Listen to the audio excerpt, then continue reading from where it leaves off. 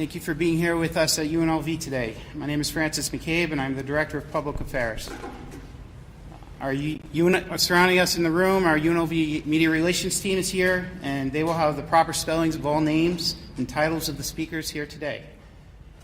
Just to run through the order, it's going to be UNLV President Dr. Keith Whitfield, Dr. Margaret Hart, Associate Professor of French, Dr. Jason Smith, Professor of Accounting, Dr. Casey Tan, Professor of Operations Management, Marketing, and International Business, Clark County and Garcia. Following the speakers, we will take a few questions. And with that, we're ready to begin. President Whitfield.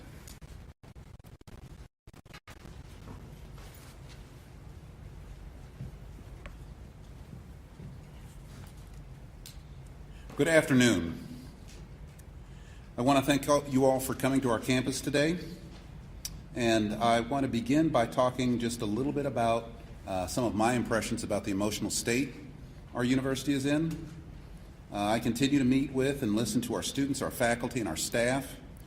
I can say that our emotions are swinging like a pendulum. It appears sometimes at one moment that people are fine, and then the next moment it feels like they're being knocked down by a tidal wave of grief and pain.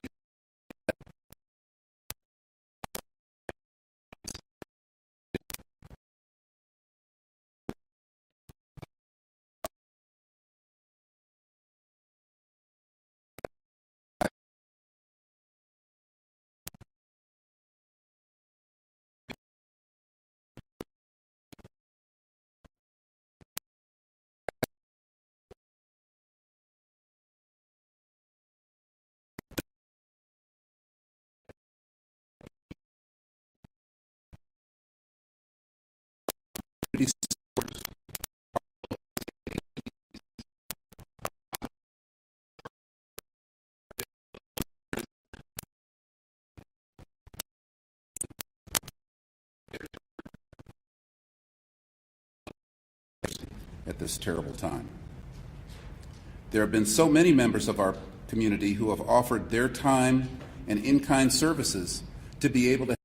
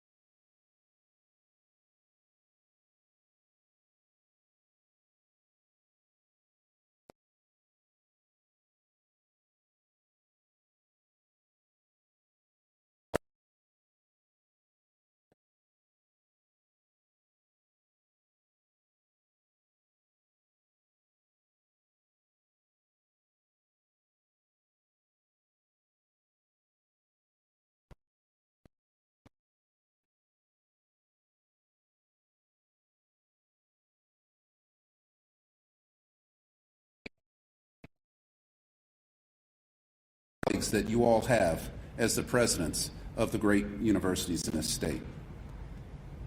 But you know, we felt that support not only within our state, but actually throughout the Mountain West and the rest of the nation. Whether it be from Wyoming to Colorado, Vanderbilt, Michigan, and many others.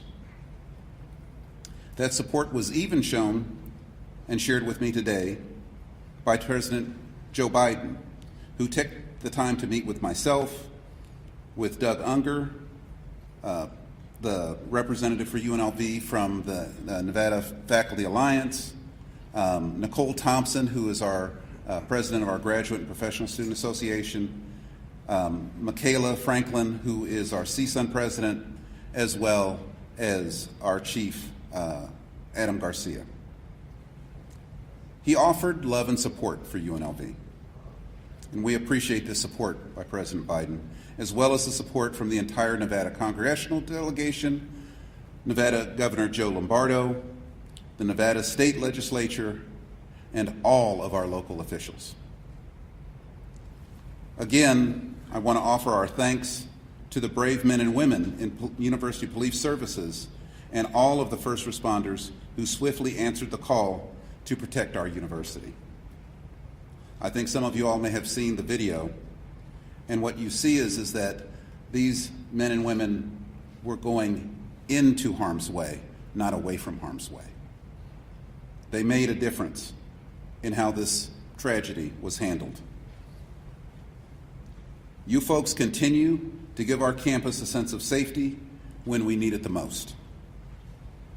We'll continue to honor and remember our deceased colleagues. These were respected and important faculty members. They were men and women. They were husbands. They were fathers. They were sons. They were daughters. They had families. We're incredibly saddened by this loss, and I want to thank all of their colleagues who are joining us today to be able to honor their memories. Now, this morning I sent a message out to our university regarding the rest of the semester, including how finals will work.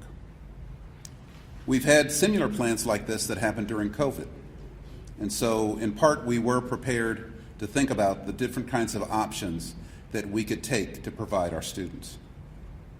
There are numerous reasons for our approach, and these decisions, including the ability for students to continue to pursue their career goals, as well as to recognize the hard work that so many have put in this semester. I think those options are going to be options that are going to fit for everyone, and we're going to be able to make this something where we can bring this semester to a close and be able to actually allow our students to be able to continue to achieve their goals. I also want you to be aware that we're moving forward with winter commencement, which is currently scheduled for December 19th and 20th at the Thomas and Mack Center. This in some ways was a very hard decision, because one of the struggles that you have when something like this happens is how much time do you give before you try to do the things that are normal. The issue is with commencement is that it's the ultimate achievement for our students. It's a major reason why we're all here as faculty and staff to be able to support and to help them to reach those goals. Commencement is one of the most special days in the day of this university. And I think after one of the worst days, or the worst day in the day of this university, it's appropriate, even though it's difficult, that we continue on and be able to celebrate our graduates' academic dreams fulfilled. Again, I want to reiterate for anyone who's listening, if you need help, ask for help. It is really okay not to be okay. We're getting used to in this country of seeing these kinds of incidents happen, but just because we're used to seeing them doesn't mean that they're normal or that they don't affect people. If you're not okay, if you're feeling stress, anxiety, depression, loneliness, other feelings, please ask for help if you need it. The university and our partners in Clark County are making available all the resources to be able to support our students, faculty, and staff, as well as the community. You can find these resources by going to unlv.edu. You know, what our university has endured on December 6th is nothing short of life-changing. We will not ever forget that day. But something all of you all need to know, I know it in my heart, and that is that UNLV is strong, and UNLV is resilient. We are part of an incredible community, and we will pull through together. I want to thank all of you all for your support, for your thoughts, and for your prayers. Thank you very much. Next, we will hear from one of our faculty members. Is that? Oh, you're going to do that. Thank you.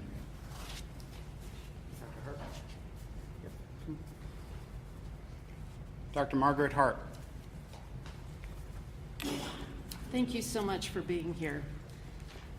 On behalf of my departmental colleagues, I would like to offer my deep condolences to the families of Jerry, Patricia, and our own Naoko.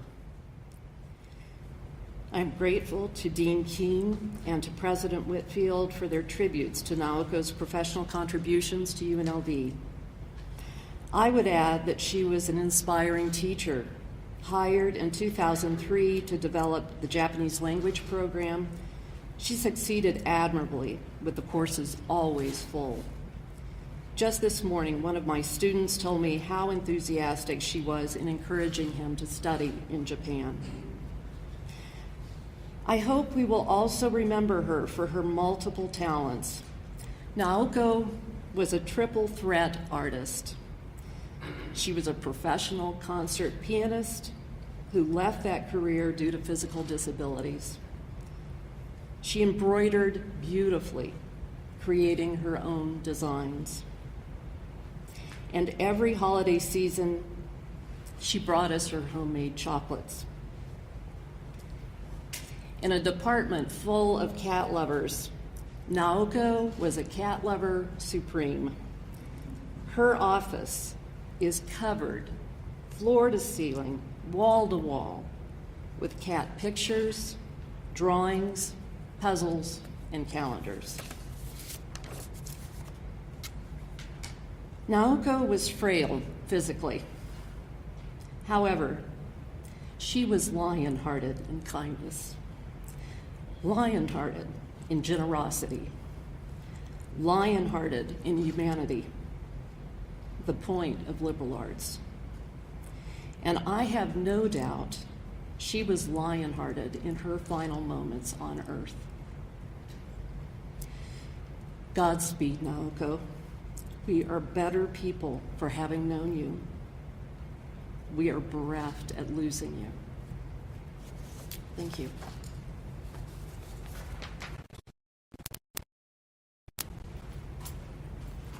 Dr. Jason Smith.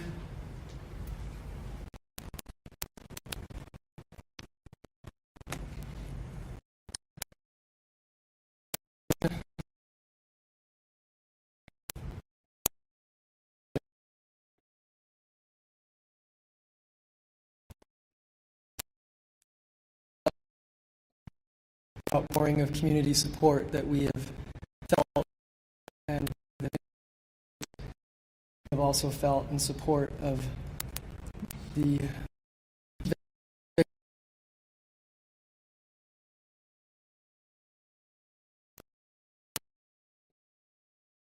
with the less visible effects of the events on Wednesday morning.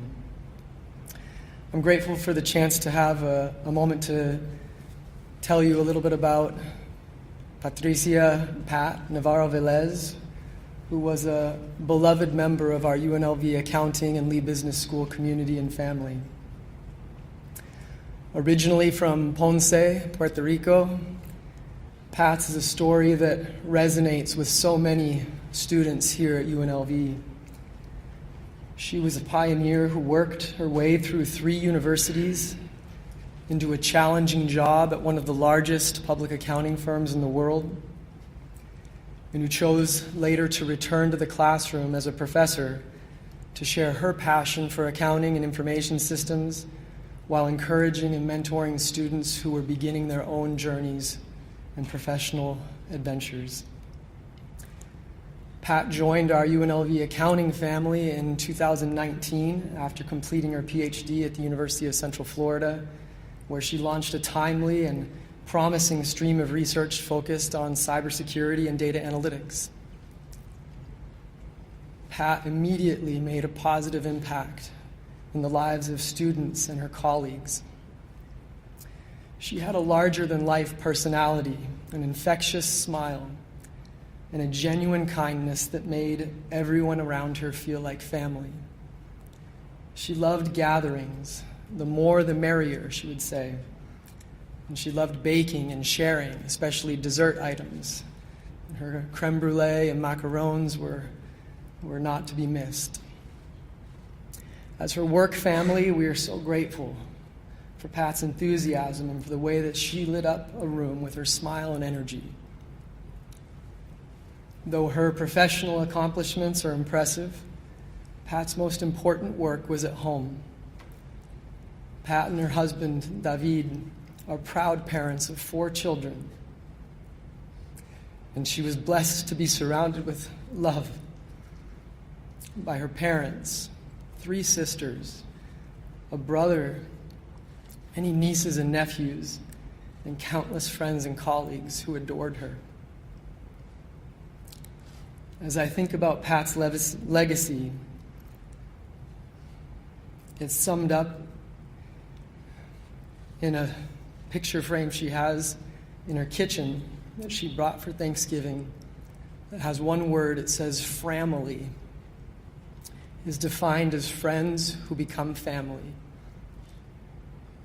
And Pat, her lasting legacy is one of a wide circle of friends who, through her influence and love, and through this experience today, find ourselves as family. Thank you.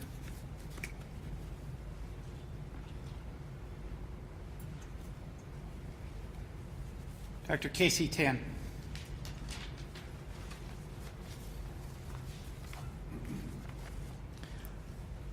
Good afternoon. I'm Casey Tan, a faculty member at the Marketing and International Business Department. I want to honor our friend and colleague, Jerry Chang. He left behind his beloved wife and 2 children, as well as friends and colleagues at UNLV. I first met Jerry when he came to UNLV in 2001. I joined the business school in 1998. And at the time, we were in the same departments. He was always calm and even temper. He never seemed to get angry. We took our children ice fishing together back in those early days at Sunnyside Wildlife Management Center. During one of our trips, both of us driving 2 different cars, got a speeding ticket each. At the same place, by the same trooper. We learned our lesson. Jerry was a rigorous researcher and a good teacher who deeply loved his students and UNLV. In fact, he loved UNLV so much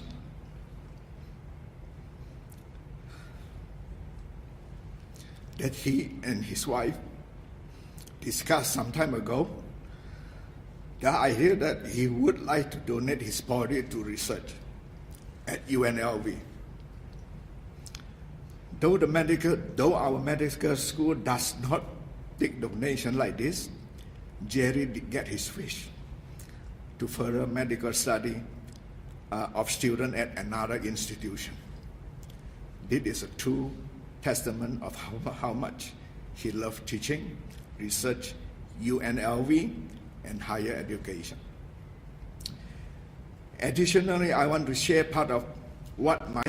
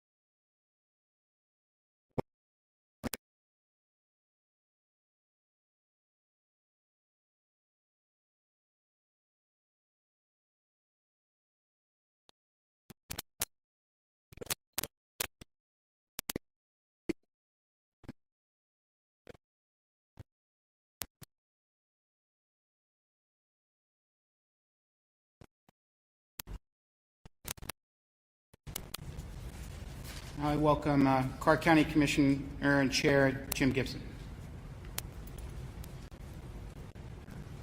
Thank you. I bring the concern and the wish for recovery, an expression of support from the Clark County Commission. Know that each of us have received calls from concerned parents and children through the events that have just transpired. And you will continue in our thoughts and prayers indefinitely. We can't overstate the importance of the swift and heroic actions of the University Police and the Metropolitan Police Department. It sometimes feels like it's never enough. In this instance, it was everything it could have been. And we're grateful for the leadership of your police chief and for the work of the members of your department, and the same with the Metropolitan Police Department.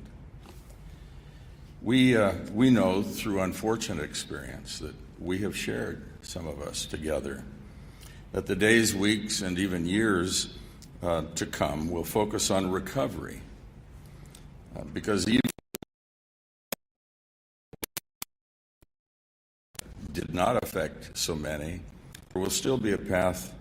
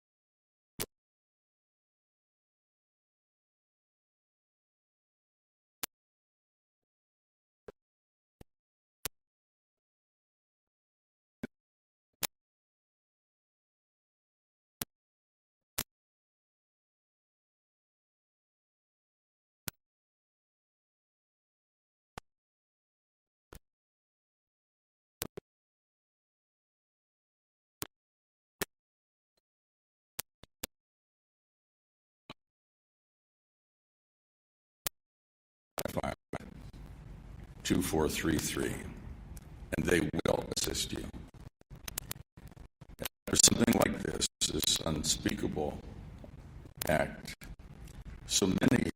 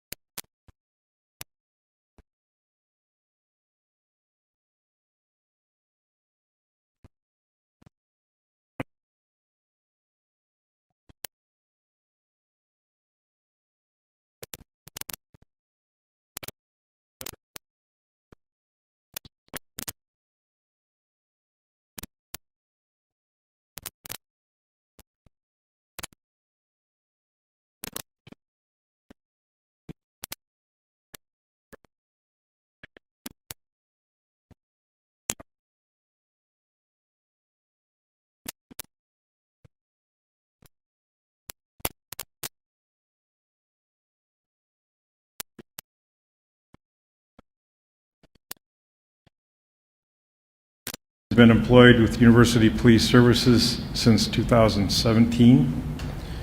He is assigned to the Detective Bureau at our Central Area Command. Officer Damian Garcia has been employed with University Police Services since 2018, and he has collateral assignments in the Special Events Division as well as the Detective Bureau.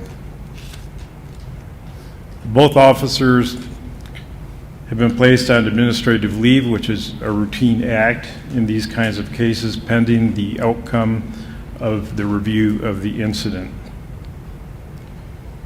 In a word, these two officers are heroes. They kept the worst from becoming a bloodbath. The collective response and actions of our other initial responding officers, UPD, Metro, and our many regional agencies, no doubt saved lives as well. Their swift response and exceptional courage were pivotal in neutralizing this threat and undoubtedly prevented further harm to our community. I want to express with the deepest gratitude to both Officer Garcia and Detective Drum, who combined bring over 40 years of law enforcement experience to our department. Their dedication to this community is unwavering. As the investigations proceed jointly between UPD and the Metropolitan Police Department, I wanted to extend my thanks to our regional and federal partners for their unwavering support during this very difficult time for our community, our university, our state, our nation, and the department. As well, I am grateful to the many citizens who have stepped forward, religious leaders and businesses in this valley who've come forward and expressed their support in many ways for this department. We will continue to honor the memories of those that we've lost. We will be resilient as a community and as a department, and we will rebuild the UNLV rebel strong spirit. Thank you.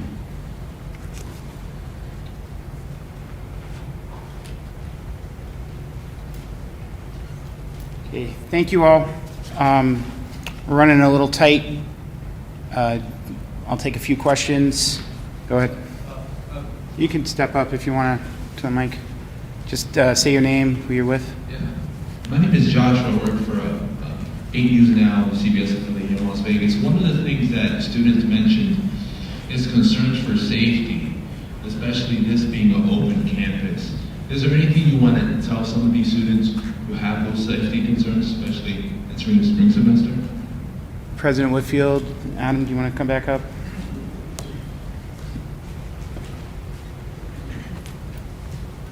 Want to start? Why don't you start? Thank you for that question. In the coming days and weeks and months, we will begin and have actually begun a review of our safety practices at our campuses.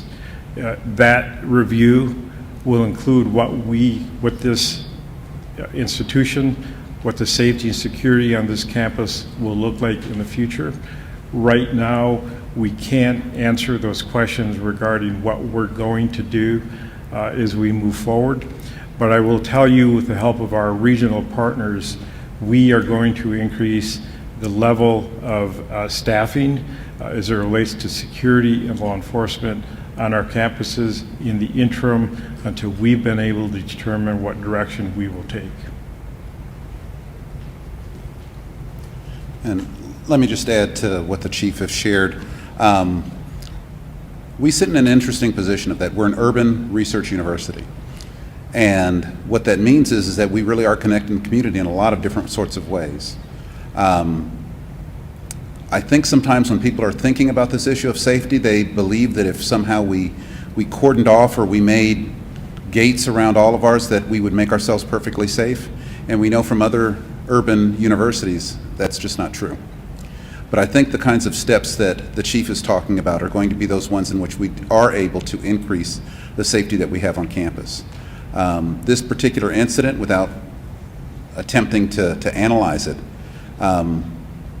is just one of those situations that we are struggling with as a country. It's not just on a college campus, it's in our country. And so the way in which we make very strategic, very measured sorts of advances to be able to improve our safety for our students is something that we have already started having those discussions, and of course we'll have more.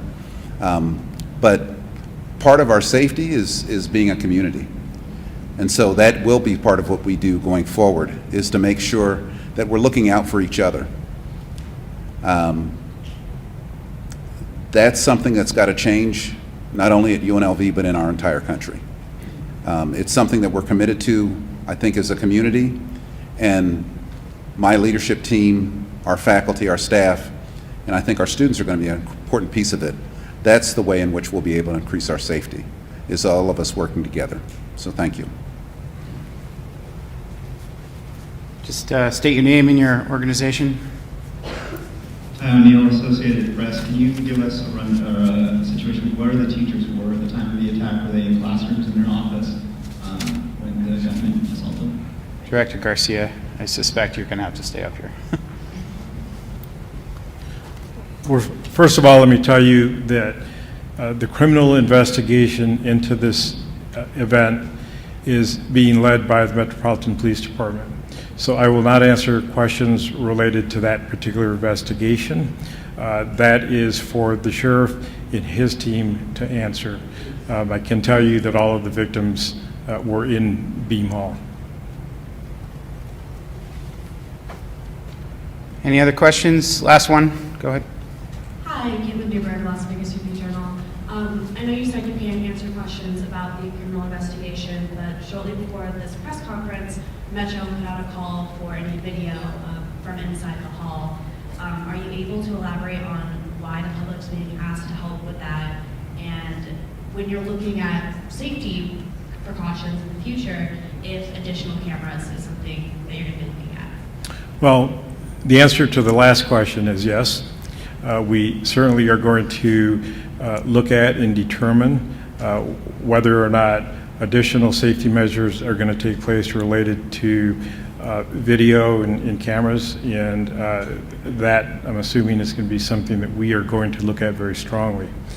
The first question regarding the request from Metro for video from folks that were there, that is part of the investigative process. The interior of that building does not have cameras, and so we are looking at every avenue that we can to piece together what happened, the sequence of events that took place during that event. Okay. Thank you, everyone.